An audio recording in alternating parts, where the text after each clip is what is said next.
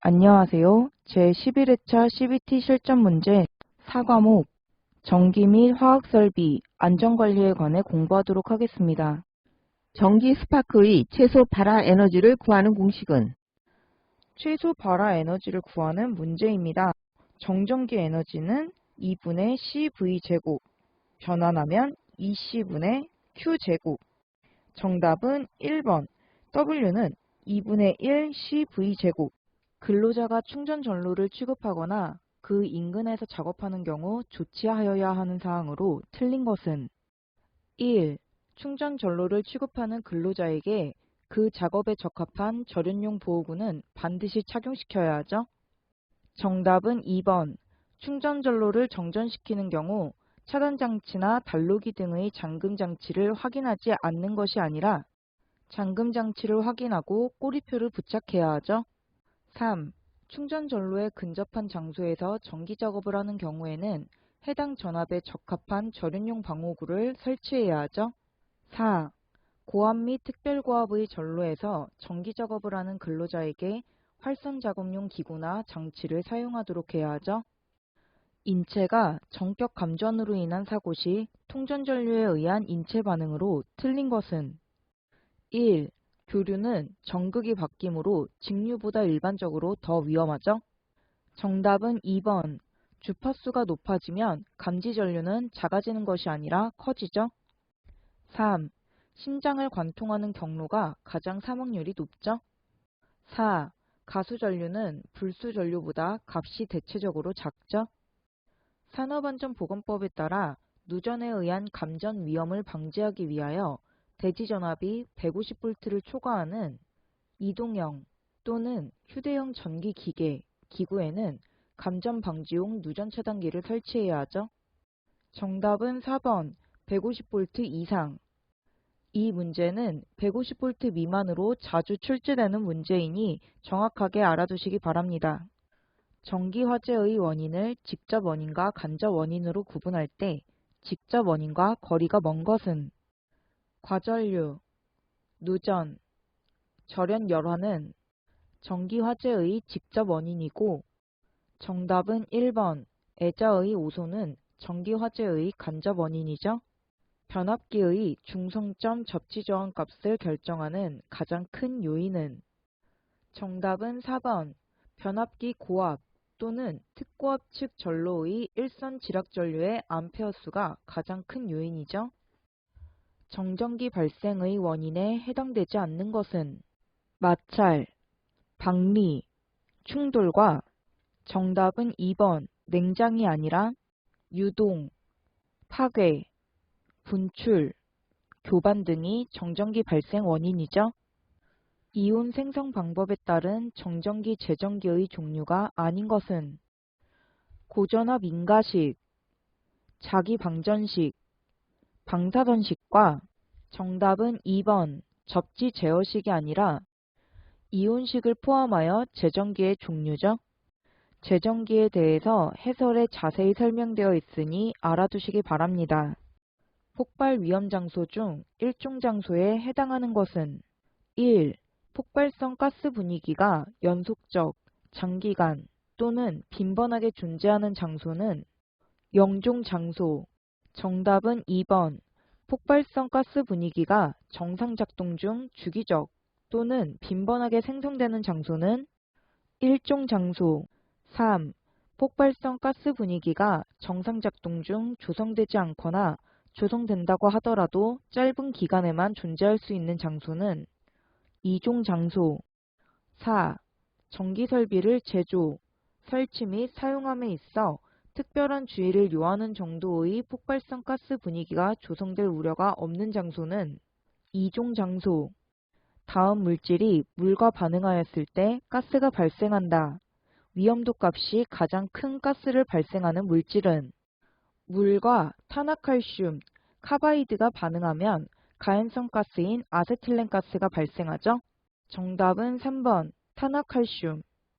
다음 중 유해물질에 대한 노출 기준의 정의에서 근로자가 1일 작업시간 동안 잠시라도 노출되어서는 아니 되는 기준은 정답은 3번 TLVC 실링이죠. 다음 중 유해, 위험물질 취급, 운반 시 조치사항이 아닌 것은? 정답은 1번. 저장 수량 이상 위험물질을 차량으로 운반할 때 한 변의 길이가 0.6m 이상, 다른 한 변의 길이가 0.3m 이상인 직사각형의 판으로 해야 하죠. 위험물질 운반 차량의 뒤에 표지판을 보면 흑색 바탕에 황색의 반사도료로 위험물이라고 표시한 것을 볼 수 있죠. 2. 위험물질의 취급은 위험물질 취급 담당자가 해야 하죠. 3. 위험물질을 반출할 때에는 기후 상태를 고려해야 하죠. 4. 성상에 따라 분류하여 적재, 포장해야 하죠. 어떤 물질 내에서 반응 전파 속도가 음속보다 빠르게 진행되고 이로 인해 발생된 충격파가 반응을 일으키고 유지하는 발열 반응은? 정답은 4번. 폭갱이죠. 가스용기 파열 사고의 주요 원인이 아닌 것은? 용기의 내압력 부족, 용기 내압의 이상 상승, 용기 내 폭발성 혼합가스 발화는 가스용기 파열 사고의 주요 원인이지만 정답은 1번. 용기의 밸브가 이탈되면 가스가 누출되겠죠? SO2 20ppm은 약 몇 그램 퍼 메타 3승인가? 단, SO2의 분자량은 64이고 온도는 21도씨, 압력은 1기압으로 한다. ppm을 그램 퍼 세제곱미터로 환산하는 문제입니다. 기본 개념들의 단위는 앞 문제와 같습니다.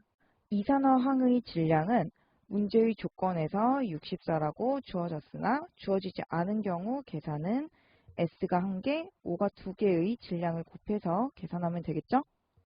기체의 부피를 한번 살펴보면 0도씨 1기압 1몰일 때 이산기체 방정식에 의해서 22.4L가 되죠?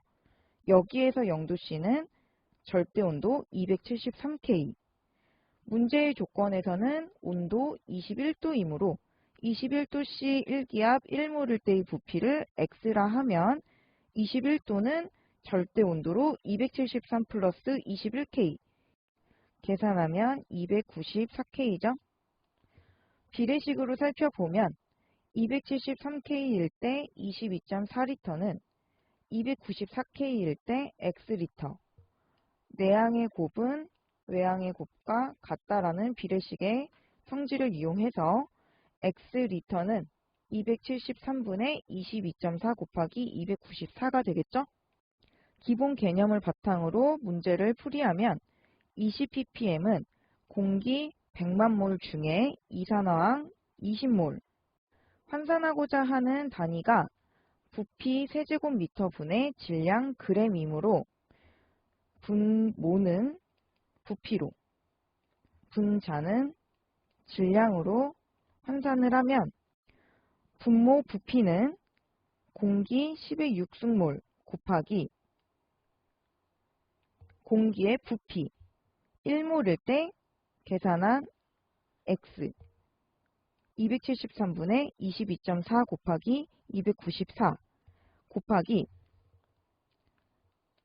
리터 단위이므로 리터 단위를 세제곱미터로 변환을 하면 1리터는 10의 3승분의 1 세제곱미터가 되겠죠?